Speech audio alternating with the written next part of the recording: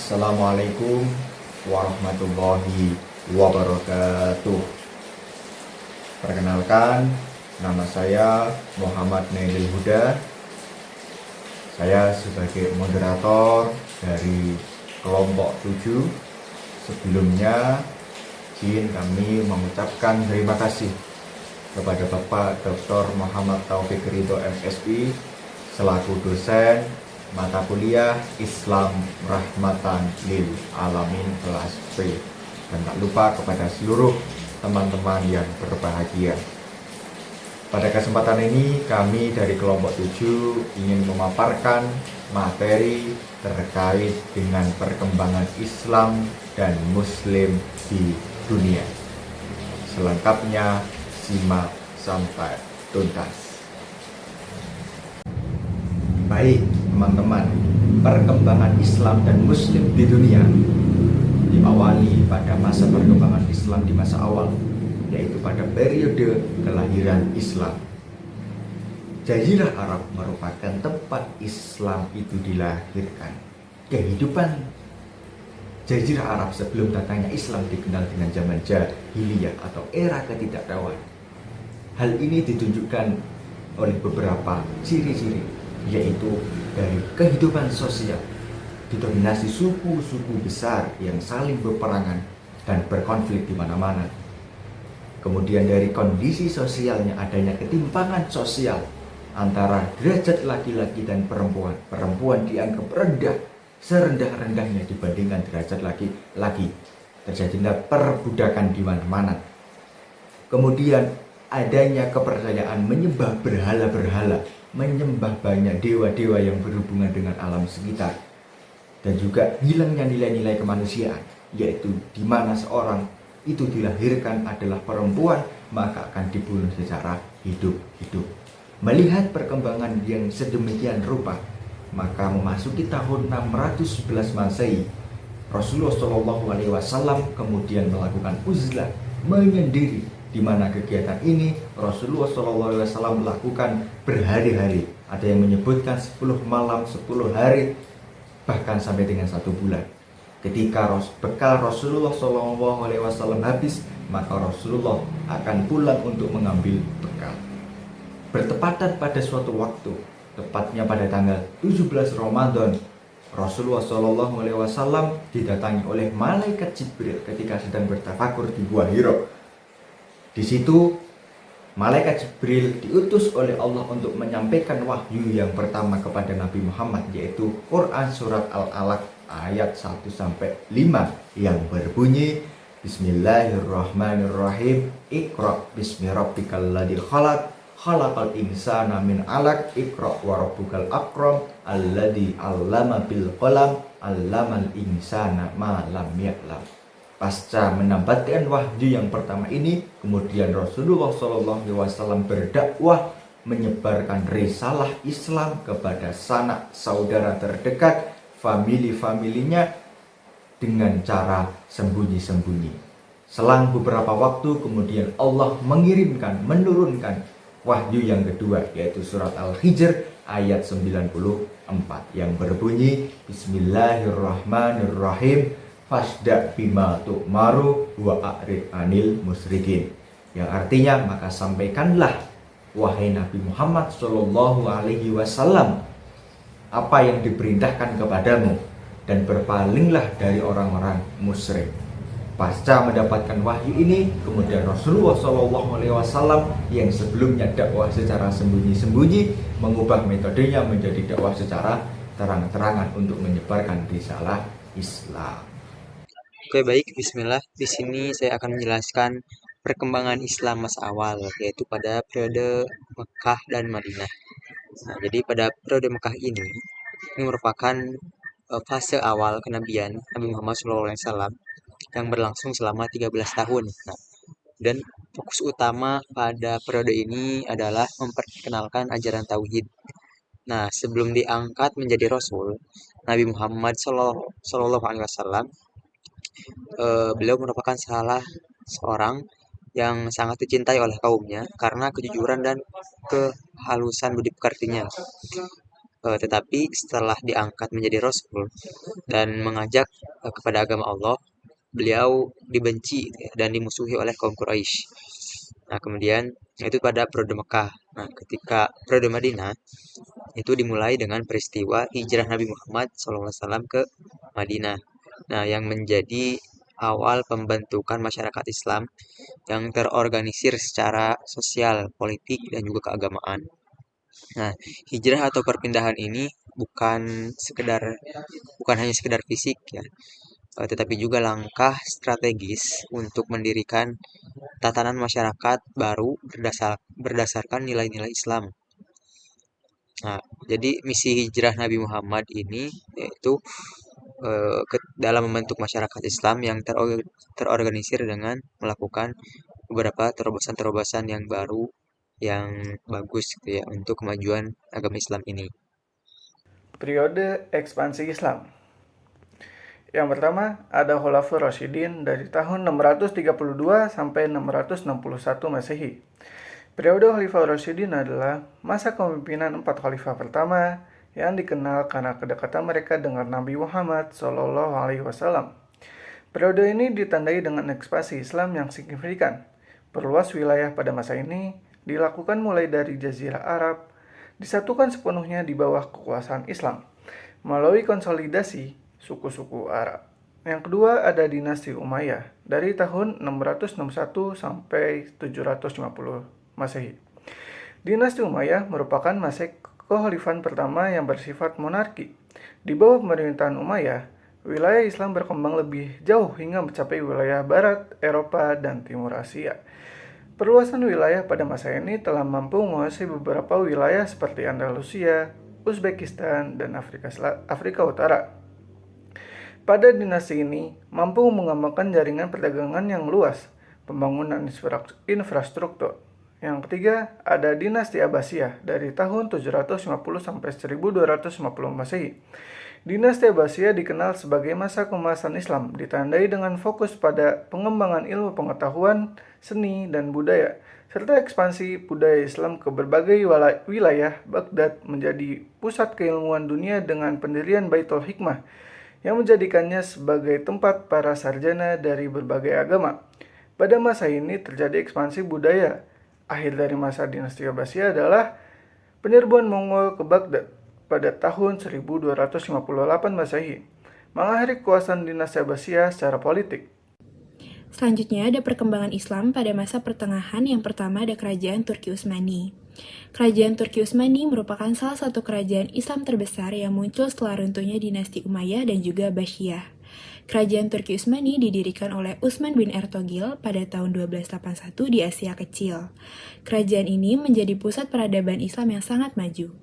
Pada tahun 1299, Utsman mendeklarasikan berdirinya Kerajaan Turki Utsmani yang berkembang pesat melalui kepemimpinan dan juga strategi militer yang efektif. Salah satu pencapaian besar kerajaan ini adalah penaklukan Konstantinopel pada 1453 oleh Sultan Muhammad Al-Fatih yang mengubah kota tersebut menjadi Istanbul sebagai pusat pemerintahan Islam. Dalam bidang militer, kerajaan ini dikenal dengan pasukan elit Janisari dan armada laut yang kuat, sehingga memungkinkan mereka menguasai jalur perdagangan strategis. Selain itu, Turki Utsmani juga berkontribusi dalam ilmu pengetahuan dan budaya. Mereka mendirikan madrasah dan menciptakan karya seni serta arsitektur monumental, seperti Masjid Agung Sulaiman. Sistem sosial politiknya juga mengintegrasikan hukum syariah, menciptakan stabilitas di wilayah yang luas. Namun, sejak abad ke-16, kerajaan ini mengalami kemunduran akibat kekalahan militer, ketidakstabilan politik, dan juga tekanan dari kekuatan Eropa. Akhirnya pada tahun 1924, sistem kekhalifahan dihapus oleh Mustafa Kemal, menandai berakhirnya kerajaan Turki Utsmani. Meskipun begitu, warisan peradaban Islam yang ditinggalkan oleh Turki Utsmani tetap berpengaruh hingga hari ini, terutama dalam seni, arsitektur, dan juga tradisi keislaman yang menjadi bagian penting dari sejarah global.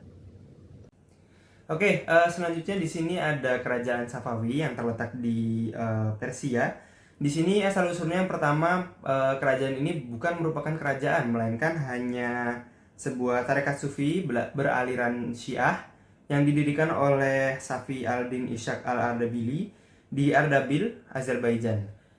Selaku perkembangan itu ada beberapa kemajuan dan juga ada kemunduran dari kekuasaan Safawi ini yang pada akhirnya didirikan kembali oleh Ismail bin Haidar, dan Ismail bin Haidar ini juga mendirikan kerajaan Safawi yang sebelumnya hanya kekuasaan. Kemudian kerajaan ini juga ditandain beberapa kemajuan dan kemunduran itu tadi. Untuk yang kemajuan sendiri itu ada tanda-tanda seperti mengalami kestabilan politik di bawah kepemimpinan Abbas I, kemudian dukungan pengembangan teknologi militer oleh ahli senjata Inggris, kemudian juga ditandai perkembangan pesat ilmu pengetahuan pada bidang filsafat, kemudian teologi, dan juga seni.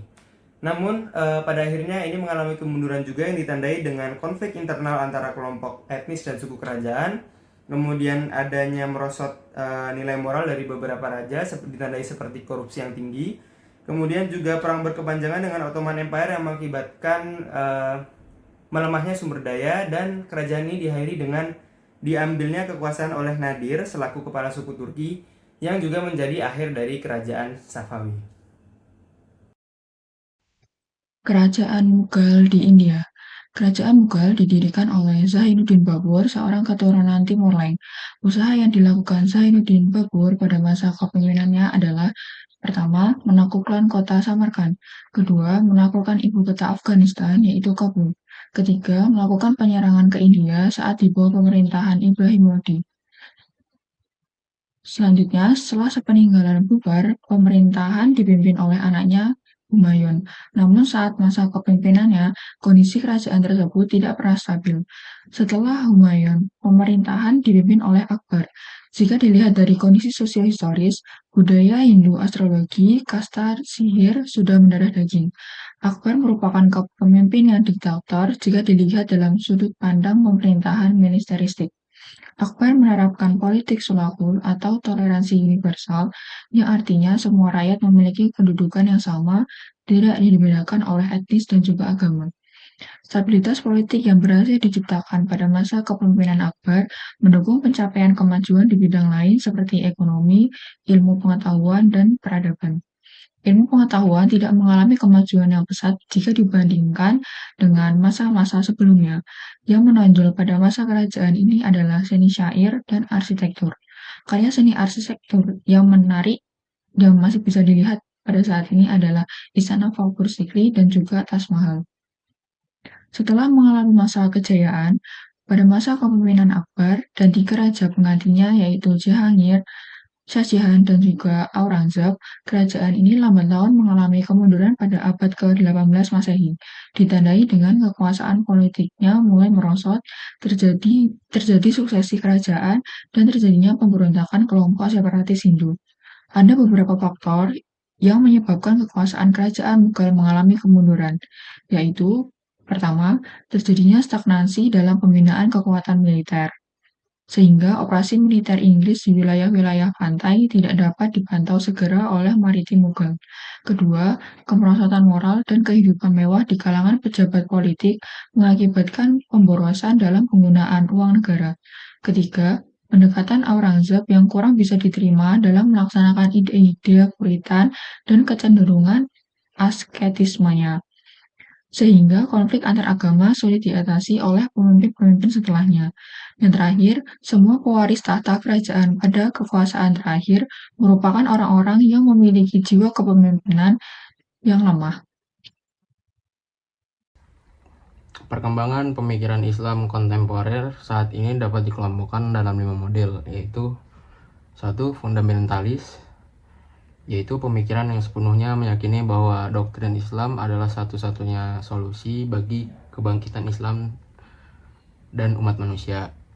Yang kedua, tradisionalis, dalam kurung salaf, adalah pemikiran yang berpegang teguh pada tradisi-tradisi yang sudah mapan, meyakini bahwa segala persoalan umat telah diselesaikan secara tuntas oleh ulama-ulama terdahulu. Yang ketiga, reformis, yaitu pemikiran yang berusaha untuk merekonstruksi warisan budaya Islam dengan memberikan tafsiran baru terhadap ajaran-ajarannya. Yang keempat, yaitu post-tradisionalis, yaitu pemikiran yang berusaha mendekonstruksikan warisan Islam dengan menggunakan standar modern untuk menilai dan menafsirkan ajaran-ajaran Islam. 5. Modernis, yaitu pemikiran yang hanya mengakui pendekatan rasional dan ilmiah, serta menolak kecenderungan mistik. Menurut paham ini, tradisi masa lalu sudah tidak relevan dan harus ditinggalkan. Sementara itu, pada kebangkitan kedua, kekalahan negara-negara Arab oleh Israel pada tahun 1967 menjadi momen yang mengunggah umat Islam. Peristiwa tersebut memicu munculnya pemikiran filosofis dan metodologis dalam upaya pembaruan Islam di era kontemporer. Beberapa tokoh pembaruan penting, yakni dalam dunia Islam meliputi Muhammad bin Abdul Wahab di Arab Saudi, Sahabat Abduh Jamaluddin Al-Ghafani, dan Muhammad Rasid Rida di Mesir, Said Ahmad Khan, Syah Waliullah, dan Muhammad Iqbal di India, serta Haji Abdul Karim Amullah, Kiai Haji Ahmad Dahlan, dan Kiai Haji Hasyim Asy'ari di Indonesia, bersama sejumlah tokoh lainnya.